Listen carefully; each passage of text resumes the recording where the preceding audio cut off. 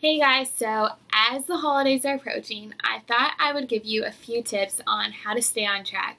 As you know, that Thanksgiving and like Halloween's coming up, and also Christmas is coming up very soon, which I'm really excited for. And that means lots of food, events like treats and desserts are always there. But I want to give you some of the tips that I always do when it comes to the holidays. So, number one, always, always, always drink water. I always have like one of these before my meals, and sometimes two. I drink one with my meals, and that really helps me like get my stomach a little bit fuller. And sometimes when you're hungry or you think you're hungry, you're actually thirsty. So try and drink a lot of water before you go to events, and also just before your meals to stay full. Another thing I do is never restrict myself. If I tell myself I'm not going to eat something, I will just want to binge later and just eat more than I actually would have if I didn't restrict myself. So I always make sure to have like at Thanksgiving or Christmas to have like a healthy meal with veggies, lean meat, and maybe a carb like sweet potatoes or rice or just whatever's there, like maybe a roll, you just have one. And then also just make sure you're still drinking water. And I also like to do at the end when there's desserts, I take a small portion of like one or two desserts, and I just enjoy it and relax, make sure I'm not stressed, and like it helps my sanity if I have the sweets because I have a huge sweet tooth, but I like to make sure that I have a little bit of something and don't binge later.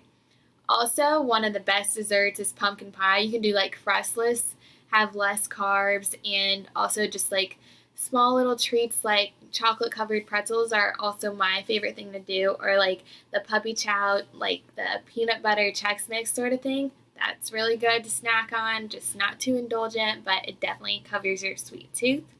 Another thing that I like to do is get in a good workout before my meal and after my meal. So, the day of Thanksgiving, we actually have started signing up for the turkey trot, or no, the drumstick dash, which is a 3 mile race. And it's really fun just to do with family, whatever. And so we like to do that. And so that's a good way to start your day. You have a good workout. You don't really want to ruin it. So you keep that mindful, and you're just like, okay, I had a good workout. Don't want to ruin it. And I'm going to eat healthy and just enjoy myself. I'm proud of what I've done. And then, like, even after your meal, the next day, not at night, like, you want to enjoy yourself. So the next day, just have a really good workout. Use all those carbs and that sugar for your workout. It'll be really good. You should feel strong and full, and so you should have a lot of energy, and you can put that to good use by building some muscle. And same with the day before. If you have a really good workout, you can replenish those glycogen stores with the food you eat on like Thanksgiving or Christmas. And then another one I like to do is, let's see. Oh, one is like when you're at the event, always snack on like veggies. I always make sure to like get all the veggies because the fiber will fill you up, and they're really low calorie. Like a cup of veggies is usually like 30 calories and like 5 grams of carbs. So that's really good to have.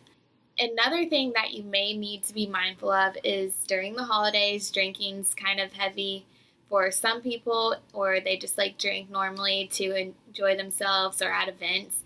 And when you drink, you kind of just like feel a little lazy about like not choosing healthy choices and even overindulge in stuff. And alcohol is actually just like really easy to stack up the calories. I think an ounce of vodka or rum has like, I want to say 60, 65 or 65 calories, and that will also like impair your metabolism. Your food will stop digesting, and it'll have to digest the alcohol in a different way. So your food will actually turn to fat quicker because it won't digest when the alcohol is digesting. So just be mindful of that. Another thing I'm going to start doing during the holidays is carb cycling. Carb cycling is where I'm going to have low carbs and higher fats on one day, and then higher carbs and lower fats the next day. This is a really good weight loss tool, but it's also really good for me during the holidays because I know I love to snack.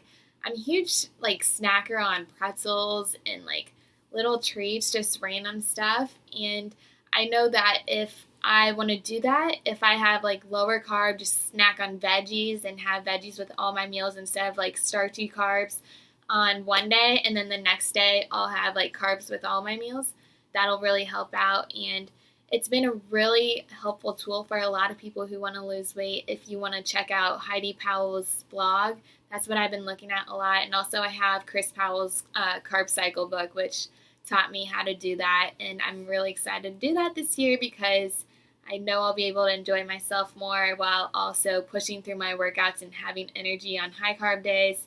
So if you want to learn more, just let me know. And I think I might do another vlog on that. And one of the tips I heard from Heidi Powell, Extreme Weight Loss is like one of my favorite shows for Halloween. I don't have kids, but if you do have kids, the way they say to portion out their servings, like, kids will just like want to grab the candy. I know I used to like grab into my little pillowcase that I had all my candy in, like by my desk in middle school and elementary school, and just like eat it all the time. But the Powells like to say that if you give up one piece of candy, that'll be like 25 cents or 5 cents maybe a piece of candy. And they'll use that money and go to like the toy store, and they'll just like throw out the candy that the kids got, which is kind of cool. Like, it teaches your kids how to like save their money and like reward themselves for stuff that actually like really matters, which is kind of cool. If there's a really big toy they want to get, they'll save up for. But they do let their kids eat like as much candy as they want the first night. So it's not like depriving your kids, but it's teaching them balance and enjoying themselves as well.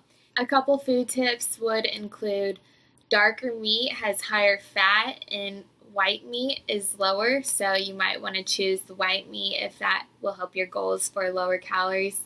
And then also, let's think, veggies are really good for you. If you want to go with some carbs, you might want to choose sweet potatoes over white potatoes and mashed potatoes because they take longer to digest. They're more complex carbs and have more vitamins. And then, let's see, there's like regular toast and bread, so you can always choose the whole wheat and the ones with higher fiber in it. And then salad, make sure you fill up on your greens. It'll help you feel fuller so you're not munching all day.